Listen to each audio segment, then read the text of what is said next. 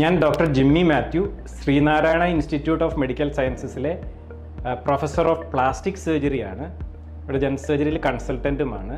ഞാൻ ഇന്ന് പറയാൻ ഉദ്ദേശിക്കുന്നത് നമ്മുടെ ശരീരത്തിൽ ഉണ്ടാകുന്ന ചില മുഴകളെ പറ്റിയാണ്. അല്ലേ, നമുക്കറിയാം ചെറിയ ചെറിയ മുഴകൾ നമ്മുടെ ശരീരത്തിൽ, അതായത് തൊലിക്കടിയിലും ഈ മസിലിൻ്റെ ഇടയ്ക്കും ദശയ്ക്കിടയിലും ഒക്കെ, തൊടയിൽ, കയ്യിൽ, കാലിൽ, ദേഹത്ത് ഒക്കെ നമുക്ക് വരാറുണ്ട്. ഇതിനകത്ത് മിക്കവാറും ട്യൂമറുകളും, ഇത് പലതും ട്യൂമറുകളാണ്, പലതും ബിനൈനാണ്, അതായത് ഇത് ക്യാൻസർ അല്ല. അപ്പം ആൾക്കാർ പറയും 10 കൊല്ലമായിട്ടുള്ളതാണ്, അല്ലെങ്കിൽ വളരെ ചെറുപ്പത്തിലേ ഉള്ളതാണ്. അപ്പം അത് മിക്കവാറും ബിനൈനാണ്. ഓക്കെ, പേടിക്കാനൊന്നുമില്ല. പക്ഷെ അത് പലതും എടുക്കേണ്ട കാര്യമൊന്നുമില്ല, ശരിയാണ്. പക്ഷേ ഇതിനകത്ത് ചിലത് ക്യാൻസർ ആകാം. ഉദാഹരണത്തിന് സാർക്കോമകൾ എന്ന് പറയുന്ന ഒരു വിഭാഗമുണ്ട്, സോഫ്റ്റ് ടിഷ്യൂ ട്യൂമേഴ്സ് എന്ന് പറയാം.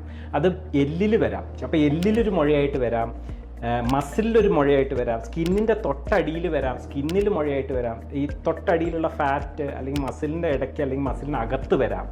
അത് ചിലപ്പം നല്ല ഡെപ്തിലാണെങ്കിൽ, തൊടയിലൊക്കെ ഫോർ എക്സാമ്പിൾ ഡെപ്തിലാണെങ്കിൽ അറിയാനായിട്ട് കുറേ നാളെടുക്കും. ചെറിയ വീർമതയായിട്ടോ ചെറിയ പെയിനായിട്ടോ, നടക്കുമ്പോൾ വേദനയായിട്ടോ അല്ലെങ്കിൽ കൈ അനക്കുമ്പോഴൊക്കെ വേദനയായിട്ടോ ഒക്കെ അത് പ്രസൻറ്റ് ചെയ്യാം. നമ്മൾ തൊട്ട് നോക്കുമ്പോൾ ചെറിയ മുഴകളായിട്ട് കാണാം. ഇതിൽ ചിലത് അപകടകാരികളാണ്. ഉദാഹരണത്തിന് 5 സെൻറ്റിമീറ്റർ, 4-5 സെൻറ്റിമീറ്ററിനേക്കാളും വലിപ്പമുള്ളത്, അല്ലെങ്കിൽ ചെറുതായിരുന്നു പക്ഷേ പെട്ടെന്ന് കഴിഞ്ഞ കുറേ മാസങ്ങളായിട്ട് അല്ലെങ്കിൽ 1-2 കൊല്ലങ്ങളായിട്ട് പെട്ടെന്ന് വലുതാവുന്നു, പെട്ടെന്ന് വേദന വരുന്നു, പെട്ടെന്ന് അതിനൊരു നിറവ്യത്യാസം, അതിൻ്റെ പുറത്ത് ചുറ്റുമുള്ള തൊലിയിലും നിറവ്യത്യാസം വരുന്നു. ഇങ്ങനെയൊക്കെ ഉള്ളതിനെ നമ്മൾ പേടിക്കണം.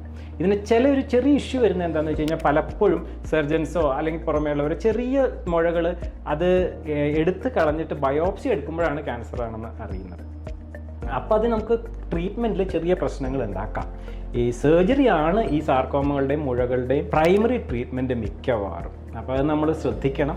ഇതുപോലെയുള്ള ഈ ചെറിയ ക്യാൻസറുകൾക്കുള്ള കോംപ്രിഹെൻസീവ് ആയിട്ടുള്ള ട്രീറ്റ്മെൻറ്റ്, ബയോപ്സി, അതിനുശേഷം അതിനുള്ള പരിശോധനകൾ, അതിനുള്ള ട്രീറ്റ്മെൻറ്റ് ഒക്കെ ശ്രീനാരായണ ഇൻസ്റ്റിറ്റ്യൂട്ട് ഓഫ് മെഡിക്കൽ സയൻസസിൽ അവൈലബിൾ ആണ്.